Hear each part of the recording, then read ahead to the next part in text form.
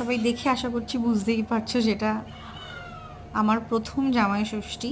না, শুধু আমার নয়, আমার বোনেরও প্রথম জামাই ষষ্ঠীর অনুষ্ঠান। তো সেই অনুযায়ী সব রীতিনীতি মেনে মা ছোট করে জামাই ষষ্ঠীর অনুষ্ঠান করেছিল। হ্যাঁ, ছোট করে এই কারণেই বলছি, আমার আমার মায়ের আর কি জাস্ট 1 সপ্তাহ আগে অপারেশন হয়েছে গল ব্লাডার। তো তাই জন্য বুঝতেই পারছো মা চেয়ারে বসে জামাইদের বরণ করছে। মা একেবারেই আর কি নিচু হতে পারছিল না, কারণ মায়ের তখনও পেটে সেলাই কাটেনি। তো দেখ, ওই দিনটা খুবই মজা হয়েছে। আমি এসছিলাম, বোন ছিল, দুই জামাই মিলে খুব মজা করেছে, কারণ ওদেরও প্রথম জামাই ষষ্ঠীর অনুষ্ঠান। অ্যাকচুয়ালি এটা প্রথম নয়, এটা 2 নম্বর জামাই ষষ্ঠীর অনুষ্ঠান। প্রথম বছর আমার বোনের শ্বশুরমশাই মারা যাওয়ায় জামাই ষষ্ঠীটা পালন করা হয়নি। হিসেব মতো আমার 3 নম্বর জামাই ষষ্ঠী। তো প্রথমবারেও আমি আসতে পারিনি, কারণ আমি নিজেই ছিলাম না, আমি ছিলাম হানিমুনে গেছিলাম।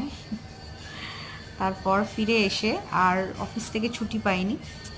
আর দ্বিতীয়বার জামাই ষষ্ঠী হয়নি এই কারণেই তোমাদের আমি বললাম যে আমার বোনের শ্বশুরমশাই মারা গেছিলো। তাই এটা আমার হিসেব মতো 3 নম্বর জামাই ষষ্ঠী। আর এটাই প্রথম জামাই ষষ্ঠী পালন হচ্ছে তাই বাড়িতে। দেখ, ওই দিনটা খুব ভালো ছিল, ভালো কেটেছিল। অনেক রকম রান্না বান্না মা চেষ্টা করেছিল করবার, আমি বোন সবাই মিলে আর কি মিলেমিশে করেছিলাম। কারণ প্রথম দিন, প্রথমবার, খুব এক্সাইটমেন্টও ছিল, খুব মজা হচ্ছিল ওই দিন। তারপর ছিল গিফটের আয়োজন, মা দুই জামাইকে গিফট দিল, দুই জামাইয়ের তরফ থেকে মা গিফট পেল। তো ওই দিনটা খুব ভালো কেটেছে। যাই হোক,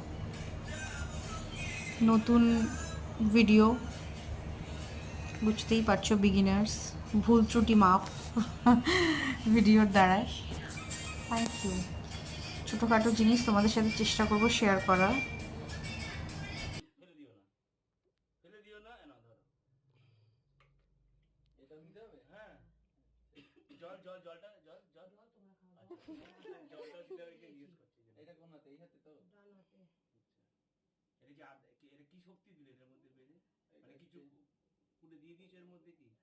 বললে এইটা দিয়েই ওই মিটিং এ যাওয়ার সময় এটা করে দিতে হবে। এইটা দুজন সেই অঞ্জলি চৌধুরীর 2 মেয়ে গবা গুন্ডাকে না এইটা দিয়ে মেরেছিল, কিনা টাকা দিয়ে মেরেছিল, সেটা আমি কিছু